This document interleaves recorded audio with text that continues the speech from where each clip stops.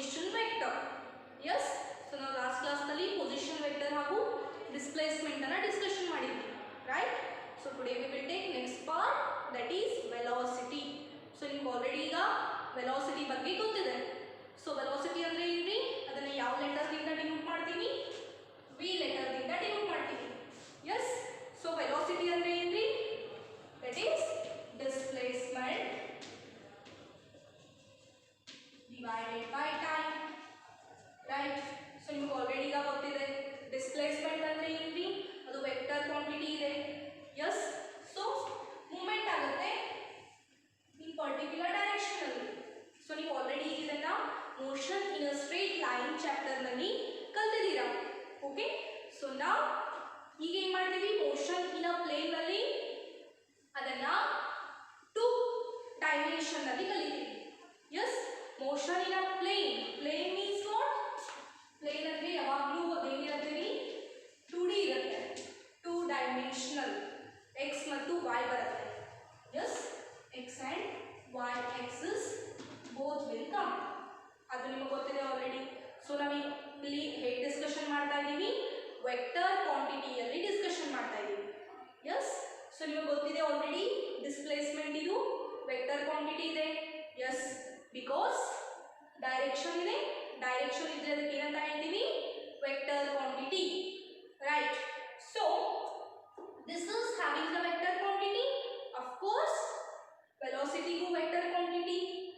Yes, so idu direction ide. This is also the vector quantity. Yes, so namdu definition indri velocity do ratio of the displacement to the time. mugotide already. So displacement ge time idaga aa ratio alli navu enanta heltivi? Velocity anta heltivi, correct? So ಹೀಗೆ ಇದನ್ನೇ ನಾವೀಗ ಇಲ್ಲಿ define ಮಾಡ್ತೀವಿ. Yes, what we will define? The average velocity of an object is the. So ನಾವೀಗ ಏನು ತಗೋತಾ ಇದ್ದೀವಿ ಇಲ್ಲಿ?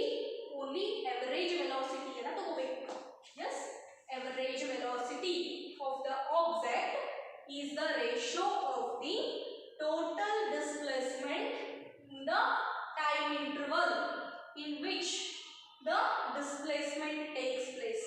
ಅಂದ್ರೆ ಇಲ್ಲಿ ಒಂದು ಪರ್ಟಿಕ್ಯುಲರ್ ಟೈಮ್ ನಲ್ಲಿ ಎಷ್ಟು ಡಿಸ್ಪ್ಲೇಸ್ಮೆಂಟ್ ಆಗುತ್ತಲ್ಲ ಅದನ್ನೇ ನಾವು ಏನಂತ ಹೇಳ್ತೀವಿ?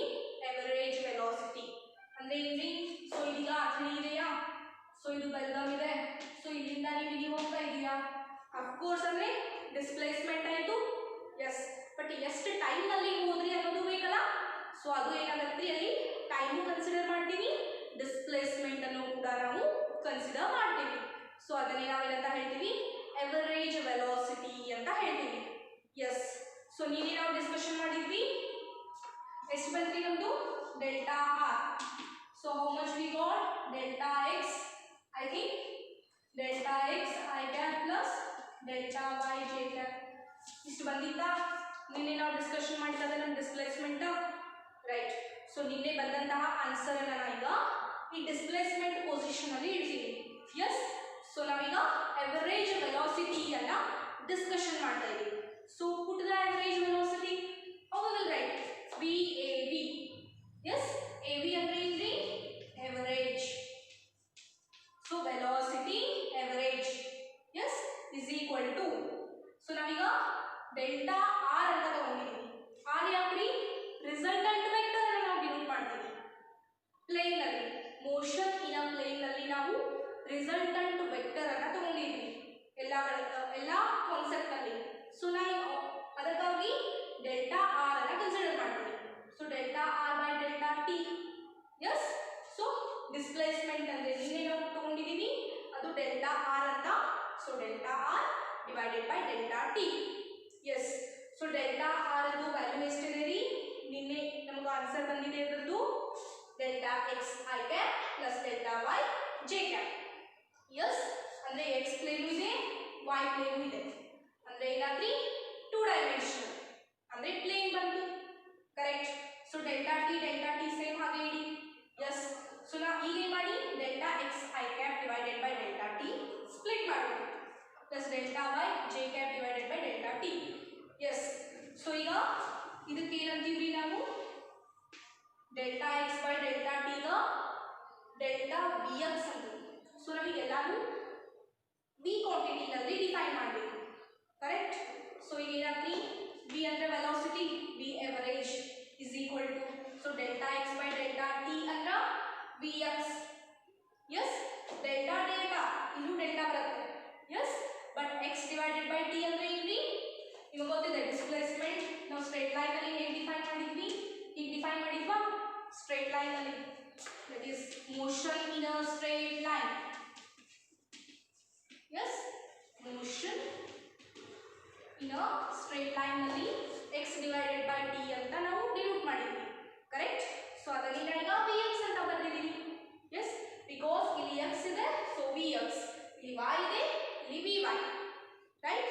ಡೆಲ್ಟಾ ಅಂತೂ ಫಿಕ್ಸ್, ಸೊ ಜೆ ಕ್ಯಾಪ್ ಹಾಗೆ ಬರುತ್ತೆ and i cap same. Yes so ಇಲ್ಲಿ ವಿ ಎಕ್ಸ್ ಐ ಅಂದ್ರೆ ಇಲ್ಲಿ ಐ ಇಲ್ಲೂ ಇದೆ ಇಲ್ಲೂ ಇದೆ. ಎಸ್ ಸೊ ಏನು ಪ್ರಾಬ್ಲಮ್ ಇಲ್ಲ. ದೆನ್ ಓನ್ಲಿ ವಿ ಎಕ್ಸ್ ಅಂದ್ರೆ ಏನ್ರಿ delta X by delta t. Then delta v by j cap ಅಂದ್ರೆ ಏನ್ರಿ delta Y by delta T ಹಾಗೆ. ಅಂಡರ್ಸ್ಟುಡ್. ಸೊ ಈಗ delta X by delta T ಅಂದ್ರೆ ಏನ್ರಿ component average velocity along the x axis. So ಈ ವಸ್ತುದು average velocity x axis direction ಅಲ್ಲಿ ಇದೆ. S ಅಂದ್ರೆ ಹೀಗಿದೆ ಡೈರೆಕ್ಷನ್ x axis ಹತ್ರ. ಸೊ ಈಗ delta y by delta t ಅಂದ್ರೆ ಏನ್ರಿ ಡೆಲ್ಟಾ v y. ಸೊ ಇದು ಯಾವ ಡೈರೆಕ್ಷನ್ ಅಲ್ಲಿ ಇದೆ y axis. ಹೀಗೆ ಬರುತ್ತಲ್ಲ y axis, you know already, ಇದು y axis ಇದು x axis. Correct. So this is the average velocity. So average velocity is the, that is ratio of the total displacement to the time. Yes, this only we called it as average velocity.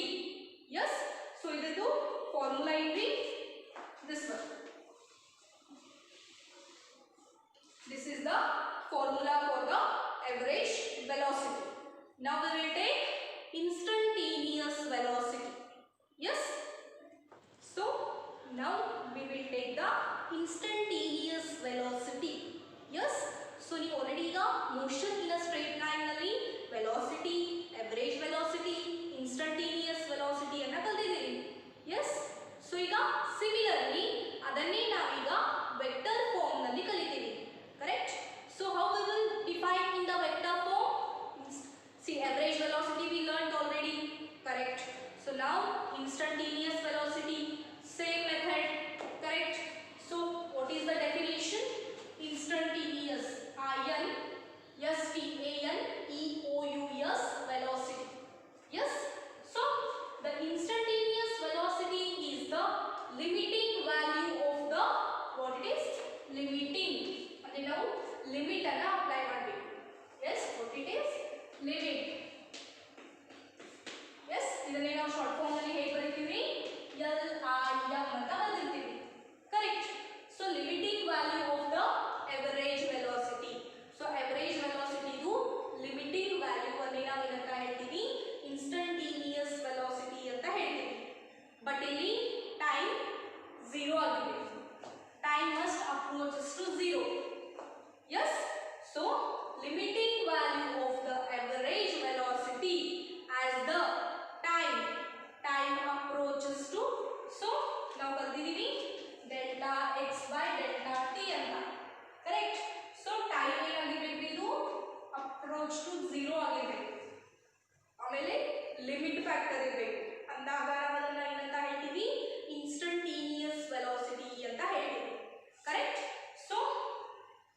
So that formula is instantaneous velocity v is equal to limiting factor ಅಂದ್ರೆ LIM. Yes, limit ಇದನ್ನ ನಾವು short form ನಲ್ಲಿ LIM ಅಂತ ಬರೀತೀವಿ. LIM divided by this is L delta t tends to 0 ಅಂದ್ರೆ time ಇದು 0 ಅನ್ನ approach ಮಾಡ್ತಾ ಇದೆ ಅಂದ್ರೆ ಆಲ್ಮೋಸ್ಟ್ 0 ಇದೆ. So delta r by delta t ನಿಮಗೆ ಇದು ಆಲ್ರೆಡಿ ಗೊತ್ತಿದೆ. ನಾವು ಡಿಸ್ಪ್ಲೇಸ್ಮೆಂಟ್ ನಲ್ಲಿ ಕಲ್ತಿದೀವಿ, ಸಾರಿ ವೆಲಾಸಿಟಿ ನಲ್ಲಿ ಕಲ್ತಿದ್ವಿ, ಎವರೇಜ್ ವೆಲಾಸಿಟಿ ಅಲ್ಲಿ. ಕರೆಕ್ಟ್. ಸೊ ಇದೆಲ್ಲ ಈ limit to delta t tends to 0 ಇದೆಲ್ಲ ಹೋಗಿ ನಾವು ಹೇಗೆ ಬರೀತೀವಿ ಅದನ್ನ ಈ ತರ ಬರೀತೀವಿ dr vector form divided by dt. ಇದನ್ನ ನಾವು ಕಲ್ತಿದ್ದೀವಿ ಆಲ್ರೆಡಿ. ಎಸ್ ದೆನ್ ಸೊ ಈಗ r ಅಂದ್ರೆ ಏನ್ರಿ ಅದನ್ನ ಗೊತ್ತಾಗಬೇಕಾ. ಸೊ ಡೆಲ್ಟಾ r ಅಂದ್ರೆ ಇದು delta x i cap plus delta y j cap. Yes x axis y axis i cap ಇದೆ j ಕ್ಯಾಪ್ ಇದೆ. ಇದನ್ನೇ ನಾವು ಏನಂತ ಹೇಳ್ತೀವಿ ರಿಸಲ್ಟಂಟ್ ವೆಕ್ಟರ್ ಅಂತ ಹೇಳ್ತೀವಿ. Resultant vector r. ಸೊ ಈ ವ್ಯಾಲ್ಯೂ ಅನ್ನ ಈಗ ಇದರಲ್ಲಿ ಹಾಕಿ. ಎಸ್ ಸೊ ಈ ವ್ಯಾಲ್ಯೂ ಅನ್ನ ನಾವು ಈಗ ಇದರಲ್ಲಿ ಹಾಕ್ತೀವಿ. Yes v is equal to limit of delta t tends to 0, limit of delta t tends to 0 same. Then ಈ delta r ನಲ್ಲಿ ಈ ವ್ಯಾಲ್ಯೂ ಅನ್ನ ಹಾಕ್ತೀವಿ. ಈ ವ್ಯಾಲ್ಯೂ ಅನ್ನ yes then delta x I cap plus delta y j cap. Yes just you do one thing, take it as equation number 1 and this is equation number 2. So here put 2 in 1.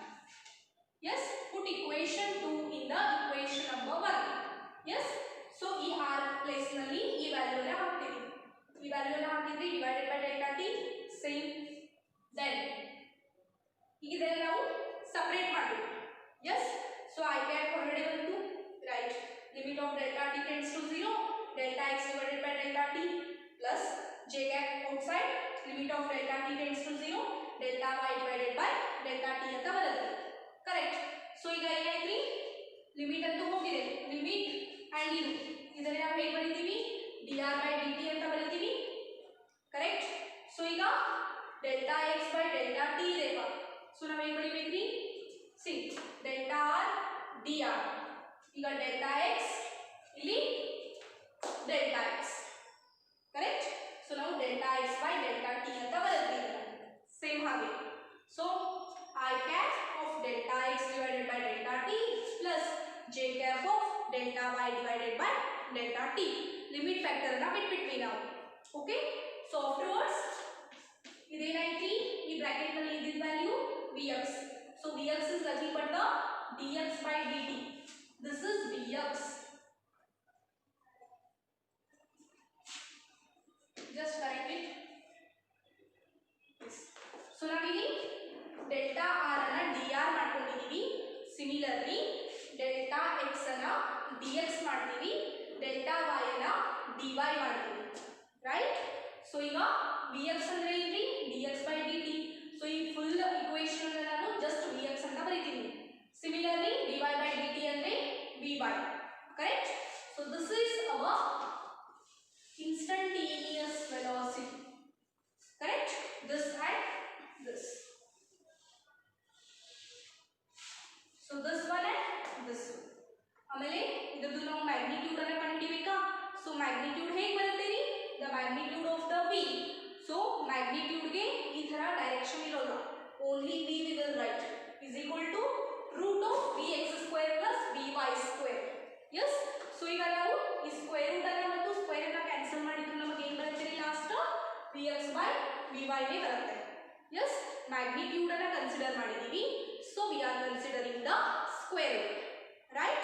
So this is about the instantaneous velocity. Yes, in the next class we will take the next part. Thank you everyone, and once again